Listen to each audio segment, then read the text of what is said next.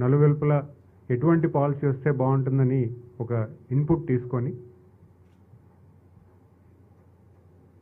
మా ఆఫీసర్స్ ఏదైతే ప్రపోజ్ చేశారో ఒక 5 రాష్ట్రాల నుంచి రకరకాల పాలసీస్ ఉన్నాయి, ఏ పాలసీ అయితే ఇంప్లిమెంట్ చేస్తే బాగుంటుందని సబ్మిట్ చేయడం జరిగింది.